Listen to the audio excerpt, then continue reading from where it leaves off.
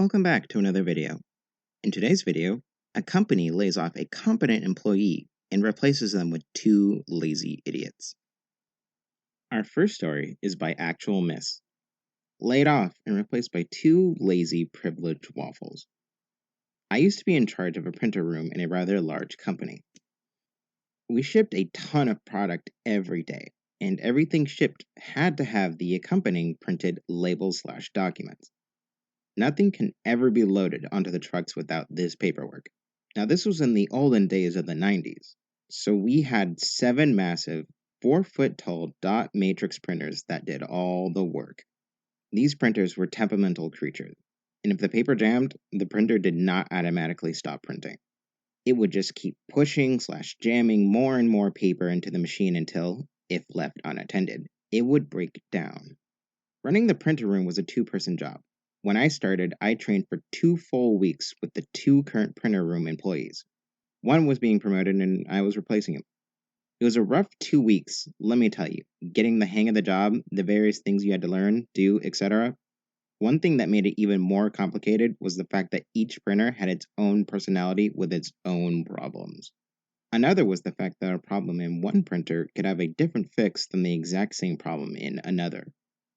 The job would be quiet for 45 minutes straight, during which we did routine maintenance and such, but was really slow and quiet and restful, because this company processed its shipping orders in batches, once an hour. And then boy, on the hour, every hour, the batch of orders would go through and thousands of orders would come spitting out. Now, if you were on top of things and kept everything running smoothly, the orders would print out very neatly and quickly. But if you didn't know what you were doing, if you didn't maintain things just right, you'd get a backup and things would go bad very, very fast.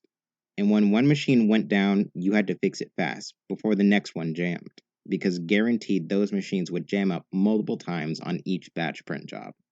So I've been working the print room for several months, and things were great.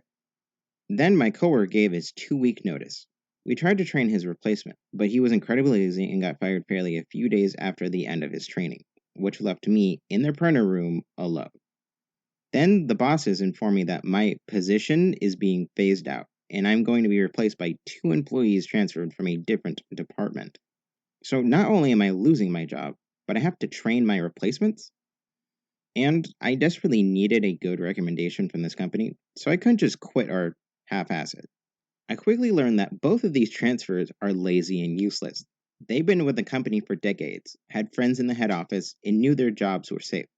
I'd shown them how to do something, they'd flat out laugh and say, "Yeah, I'm not doing that." Every day, I'd be trying to train them, and they would ignore me, chat with each other, leave to go sit in the cafeteria, leaving me to do a 2-person job alone. Luckily, I was good enough to handle the workload, but it was annoying. Mindful of the fact I needed a reference of this company, I kept extensive notes on each day's progress. I clearly documented every instance of the replacements refusing to learn or even listen to my instructions. I also followed up daily with my direct supervisor, and he knew what was going on, and my notes went into the company files and were passed up the line. Despite my scathing reports, head office did nothing. Now it's my last day. This is the day the training process assigned for letting the newbies work alone, with no help or supervision allowed, to see how well they handle the job and the pressure. I was, in writing, forbidden to help them or answer any questions. As expected, things fell apart pretty much immediately. Minutes into the first batch of orders, one of the biggest printers jammed, and the clueless twats had no idea how to fix the printer jam, because they ignored me every time I tried to show them how. So they turned to me. They demand I fix things. I'm sitting on a desk, coffee in one hand, an apple in the other. I smile and say, "Yeah, I'm not going to do that." So one of them is yelling at me, while the other one is basically thumping uselessly on the printer like a gorilla that just found a candy machine. Then, a second printer jams. Paper starts spilling out of the back of the first printer, which, if you knew the job, was a really, really, really bad warning sign. "Well, I'm going to the cafeteria. Good luck," I say as I stand up. As I'm leaving, I hear a third printer crunch and jam up. I went to my supervisor and let him know what was happening. He said he not only expected as much, he had predicted so repeatedly to his superiors. He once again specifically forbade me from offering my help. So I went to the cafeteria and read my book for a little over an hour. Then my supervisor comes to let me know what happened. The entire printer room is down. Every single printer either jammed up or is actually broken. The company is losing thousands of dollars every single minute. One of the shipper/receiver supervisors finds me, all in a panic, begging me to get the orders printed. Sorry, I'm not allowed to do that, I replied. Now several people are running around outside the cafeteria, all in a panic, running from place to place to figure out why they don't have any shipping orders. The chaos took hours to resolve, and I wasn't allowed to fix the problem. Anytime someone started giving me a hard time, my supervisor would intervene and show the memo from the bosses stating that I was forbidden to help in the printer room that day. I spent my entire last day at work drinking coffee, chatting with coworkers, and reading my book. The whole fiasco ended up costing the company tens of thousands of dollars. Our next post is by SquidlyMan150. I don't want to distract my classmates. There was a girl at my high school who wasn't in my grade, but in one of the same classes I took. She has some type of cancer or tumor, I didn't know the specifics, but had to have a couple of brain surgeries, leaving giant scars all over her head. She lost her hair from the medications as well. She just wanted to experience high school like everyone else when she felt well enough to go. I remember her being so excited after wig shopping one weekend. The next Monday, walked into homeroom with some big, bright Dolly Parton hair. She looked awesome. You could tell she felt good too, which is what mattered to us. This was a doable hairstyle if you had a couple of hours and lots of patience. The teacher wasn't having it. She tried to explain. We all tried to explain as much as possible without getting too in her business. The teacher wouldn't listen and demanded she take it off.